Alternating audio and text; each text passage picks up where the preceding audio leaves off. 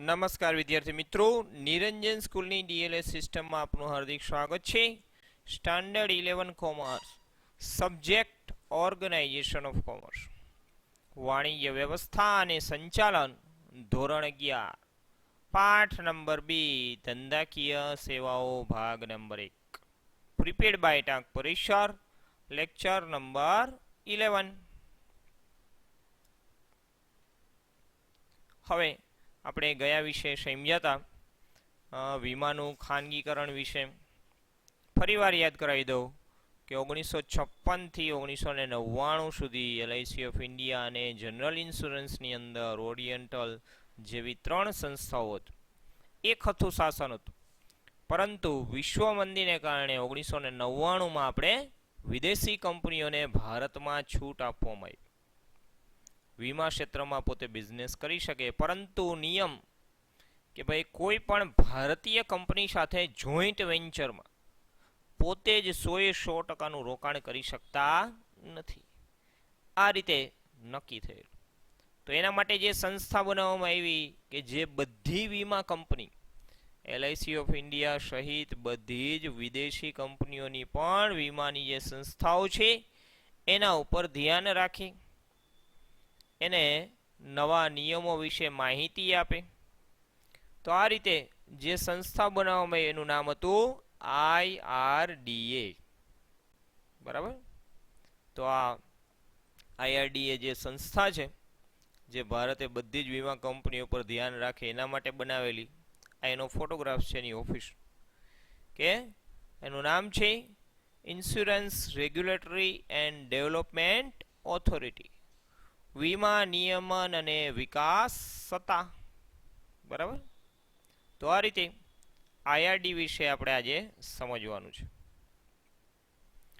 હવે વીમા નિયમન અને વિકાસ સત્તા, સૌપ્રથમ તો એનું નામ સમજીએ. ઇન્સ્યોરન્સનો I, રેગ્યુલેટરીનો R, ડેવલપમેન્ટનો D, ઓથોરિટીનો A. IRDA. એને IRDA પણ કહેવામાં આવે છે ને ઘણા વ્યક્તિઓ ઈરડા એવું પણ નામ આપેલું છે.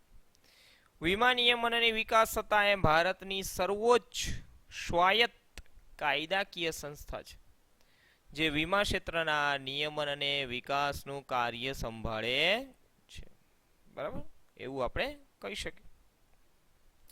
તો આ એ સંસ્થા, એની ઓફિસ જ્યાં આવેલી છે એની આખી ઓફિસનું તમને ફોટોગ્રાફ્સ બતાવ્યો છે, જે ઈરડા તરીકે ઓળખવામાં આવે છે.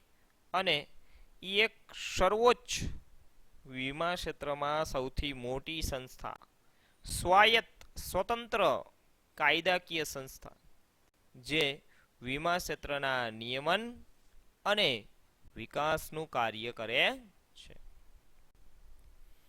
હવે IRD એક્ટ 1999 બનાવવામાં આવ્યો, એક કાયદો પસાર થયો. એ કાયદામાં શું હતું કે ભાઈ ખાનગી વીમા કંપનીઓ માટે વીમા ક્ષેત્રના દ્વાર ખોલવામાં આવ્યા. એટલે કે કોઈ ખાનગી વ્યક્તિએ પણ હવે જો પ્રવેશ કરવો હોય, કોઈ એવી સંસ્થા છે, કોઈ એવી કંપની છે, એને પણ આ ક્ષેત્રમાં ઝંપલાવવું હોય અને પોતે બિઝનેસ કરીને પૈસા કમાવા હોય તો કમાઈ શકે.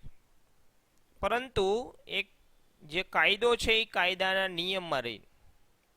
હવે એ કાયદો શું હતો તો કે ખાનગી વીમા કંપનીમાં વિદેશી સીધું રોકાણ, જેટલી ભારતમાં કંપનીઓ હતી એમાં એક LIC જ હતી. તો હવે કોઈને વિદેશી કોઈ કંપની ભારતમાં આવવા તૈયાર હોય, પોતે બિઝનેસ કરવો હોય, વીમા ક્ષેત્રમાં આવીને રોકાણ કરવું છે, તો એને કહેવામાં આવે વિદેશી સીધું રોકાણ, જેને કહેવાય FDI. ફોરેન એટલે વિદેશી, ડાયરેક્ટ એટલે સીધું, અને ઇન્વેસ્ટમેન્ટ એટલે રોકાણ, FDI ટૂંકમાં. અને આખું નામ છે foreign direct investment.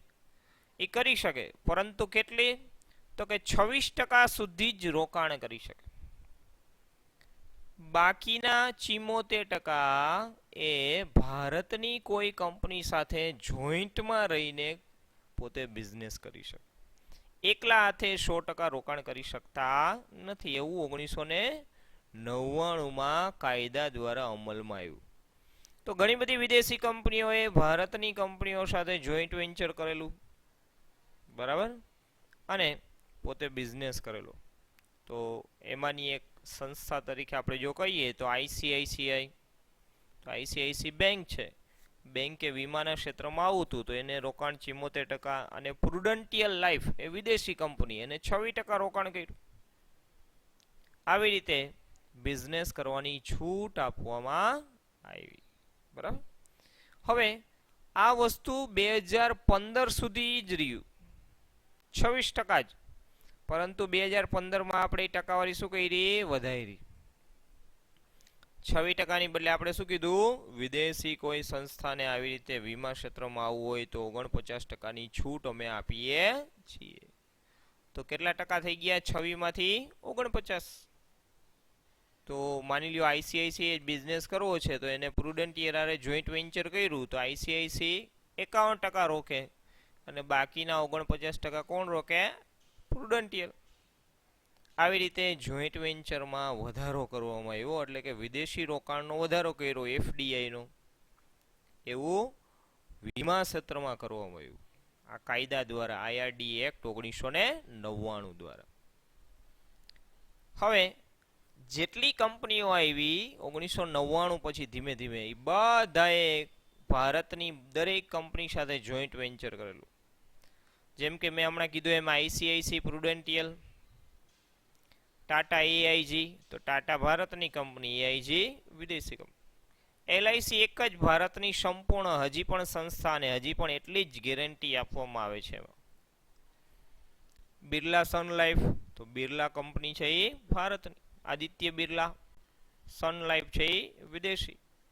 Bajaj aliens, તો બજાજ ભારતની, એલિયન્સ વિદેશી કંપની. આવી રીતે બધામાં જોઈન્ટ વેન્ચર હતું. 100% વિદેશી રોકાણ નહીં, પરંતુ શરૂઆતમાં 26% અને પછી 2015માં 49% રોકાણ કરી શકે એવો કાયદો લાવવામાં આવ્યો.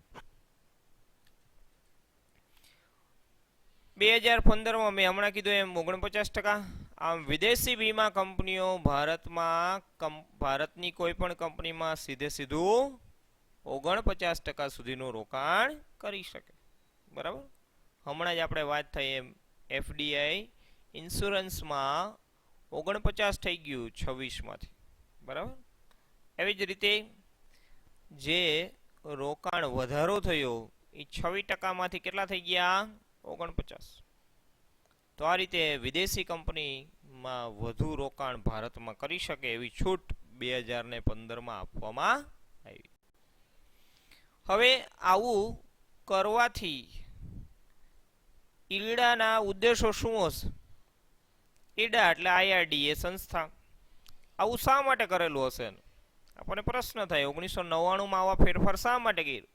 જ્યારે ભારતમાં ઓલરેડી એલઆઈસી ઓફ ઇન્ડિયા જેવી સંસ્થા છે, જનરલ ઇન્સ્યોરન્સ માટે ઓરિએન્ટ જેવી સંસ્થાઓ છે, તો આવું શા માટે કરેલું? એના ઉદ્દેશ શું હતા? તો પેલું, વીમા ધારકોને વધુ પસંદગી મળે. જે ઇન્સ્યોરન્સ લેતા હોય પહેલાં માત્ર એલઆઈસી પાસે જ જતા, પરંતુ હવે જો એની પાસે ચોઈસ ઘણી બધી કંપનીઓની હોય તો એમાં અલગ અલગ વિવિધ પ્રકારના વીમાઓ હશે અને એમાંથી જો એને પસંદ પડે એ વીમો લઈ શકે. જોકે વિદેશી ઘણી બધી કંપનીઓ આવેલી તેમ છતાં આજે એલઆઈસી જેવી સંસ્થાના જે વીમાઓ છે એ પ્રાઇવેટ કંપનીઓ આ બધી છે એ બનાવી શકી નથી. એના દરેક વીમાઓ બધા યુનિક હશે. તો કહેવાનો અર્થ એમ છે કે વીમા ધારકોને વધુ પસંદગી મળે, ચોઈસ મળે, એટલા માટે ઈરડાનો આપેલો ઉદ્દેશ હતો કે બધી કંપનીઓ ભારતમાં પણ આવે. બીજું છે, વીમા કંપનીઓ જેટલી છે એ બધા વચ્ચે એક હરીફાઈ થાય અને આ હરીફાઈ તંદુરસ્ત હરીફાઈ હોવી જોઈએ. તંદુરસ્ત હરીફાઈ એટલે શું? ગ્રાહકને ફાયદો થાય, ઓછા પ્રીમિયમે વધુ સેવા. જેમ કે મેં અહીંયા ઉદાહરણ માટે એક તમને હેલ્થ ઇન્સ્યોરન્સનું ઉદાહરણ આપેલું છે, મેડિક્લેમ વીમો, જેમાં ડોક્ટરી સારવારનો ખર્ચ કંપની ચૂકવે છે. જો કોઈ બીમાર પડે, કોઈનું એક્સિડન્ટ થાય, દવાખાનામાં દાખલ થયા, તો મેડિક્લેમ ઇન્સ્યોરન્સ દ્વારા એને પૈસા ચૂકવવામાં આવશે, એને પોતે પૈસા ચૂકવવા પડશે નહીં. તો અહીં એક કમ્પેરિઝન આપી, જેમ કે એક સંસ્થા છે Apollo, Bajaj, Max, Religare, HDFC, બરાબર. હવે દાખલા તરીકે અપોલોમાંથી કોઈ વીમો લે છે 3 થી 15 લાખનો, તો ચાલુ થાય એનું વીમા પ્રીમિયમ 5000 થી. દર વર્ષે 5000 જેવું મિનિમમ ત્યાંથી શરૂ થશે. બજાજમાંથી કોઈ લે છે એ જ પ્રકારનો વીમો, તો એમાં 1.5 લાખથી 50 લાખ સુધી આપવામાં આવે. હવે એમાં ફિક્સ એમ નથી કહી શકાતું કે 5000 જ પ્રીમિયમ હોય, વધઘટ ગમે હોઈ શકે, અહીંયા લખેલું નથી. મેક્સ નામની સંસ્થા છે એમાં તો એની અંદર 3700 થી શરૂ થાય. રેલિગેલમાં એમાંથી દર વર્ષે 2300 થશે. એચડીએફસીમાં અલગ અલગ હોય છે, લખેલું નથી. તો તમે અહીંયા જુઓ વીમા પ્રીમિયમમાં વધઘટ છે. કોઈ 2300 રૂપિયામાં પણ વીમો વેચે છે, કોઈ 3700માં પણ વેચે છે, ને કોઈ 5000માં પણ વેચે છે. હવે આમાંથી જે ગ્રાહકને વધુ સર્વિસ, ઓછું પ્રીમિયમ આપતો હશે અહીંયા ગ્રાહક ખરીદી કરવા જશે. તો સ્વાભાવિક છે કે અહીંયા ફાયદો કોને છે? ગ્રાહકને, બરાબર. એટલે આવું કહેવા માંગે છે કે ઈરડાનો આ ઉદ્દેશ હતો કે ભાઈ તંદુરસ્ત હરીફાઈ થાય તો વધુ સારી સેવાય આપી શકાય ગ્રાહકને અને ઓછું પ્રીમિયમ પણ આવશે. હવે અર્થતંત્ર માટે ભંડોળ મેળવવા માટે આપણે 1991ની જો વાત કરીએ તો આપણે ખૂબ જ મંદી ભારતમાં હતી અને આખા વિશ્વમાં પણ હતી. એની અસર ભારતમાં ખૂબ જ થઈ. 1999 સુધી પ્રોબ્લેમ રહ્યો, પણ પછી વિદેશી કંપનીઓએ ભારતમાં રોકાણ કર્યું તો ધીમે ધીમે અર્થતંત્ર પાટા ઉપર આવી ગયું. તો આ અર્થતંત્રમાં પૈસાની જરૂર હતી, ત્યારે આપણી પાસે પૈસા નહોતા. ભારતની પોતાની તિજોરીમાં પણ પૈસા નહોતા. તો આજે અર્થતંત્ર માટે ભંડોળ, પૈસા, રોકાણ કરવું છે પણ પૈસા નથી. તો એના માટે આપણે આ જે રસ્તો અપનાવ્યો કે ભાઈ વીમા ક્ષેત્રમાં અલગ અલગ કંપનીઓ આવે અને રોકાણ કરે તો અર્થતંત્ર માટે ભંડોળ છે ઓટોમેટિક આવી જશે. આપણે રોકાણ કરવાની જરૂર પડશે નહીં. એફડીઆઈ પોલિસીમાં capital, increase capital flow, empower ટેકનોલોજીમાં વધારો થાય, મેનેજમેન્ટ એક્સપર્ટ આપણને મળે અને ઇન્ટરનેશનલ માર્કેટ મળે. આ 4 પ્રકારના ખાસ ઉદ્દેશો હતા, જેમાંનો એક ઉદ્દેશ છે અર્થતંત્ર માટે ભંડોળ, એ પણ આવી જાય છે. વીમા કંપનીઓમાં સ્વનિયંત્રણ. સ્વનિયંત્રણનો અર્થ શું થાય? તો કે ભાઈ પોતે જ ડિસિપ્લિનમાં એવા રહીએ. શરૂઆતમાં ઘણી બધી પ્રાઇવેટ કંપનીઓએ આડેધડ વીમા બધા વેચી નાખ્યા અને ગ્રાહકોને ફાયદો ન થયો, તો પ્રાઇવેટ ઇન્સ્યોરન્સ કંપની પાસેથી આજના સમયમાં પણ હજી વીમા લેતા માણસો અચકાય છે, મૂંઝવણમાં છે. અને હવે ઘણી બધી પ્રાઇવેટ કંપનીઓ છે એને સારા સારા વીમા બહાર પાડેલા છે, જેવા એલઆઈસી વ્યવસ્થિત વીમા બહાર પાડે છે. તો આ શું થયું? સ્વનિયંત્રણ. સ્વનિયંત્રણ પોતે જ જો લઈ આવે એવું ઈરડાનો ઉદ્દેશ હતો, બરાબર. ફરિયાદ નિવારણ તંત્રની વ્યવસ્થા. કોઈ વીમો લે છે કોઈ પણ પ્રાઇવેટ ઇન્સ્યોરન્સ અથવા એલઆઈસીમાંથી, એના વિશે જો એને કંઈ ફરિયાદ કરવી છે તો ઈરડા એ ફરિયાદ સાંભળે છે અને એ ફરિયાદ પ્રમાણે એને સાચો ન્યાય પણ આપે છે. તો આ રીતે જે ઈરડાના ઉદ્દેશો છે એના વિશે મેં તમને સમજાવ્યું. મને વિશ્વાસ છે કે તમને સમજાણું હશે. અને આ ઈરડા સંસ્થા આજે પણ હજી છે અને ભવિષ્યમાં પણ રહેશે, દરેક વીમા કંપનીઓ ઉપર વોચ રાખવા માટે, એટલે કે દેખરેખ રાખવા માટે. આ વિડીયો જોવા બદલ ખૂબ ખૂબ આભાર. આ વિડીયોને લાઈક અને શેર કરો. Thank you very much.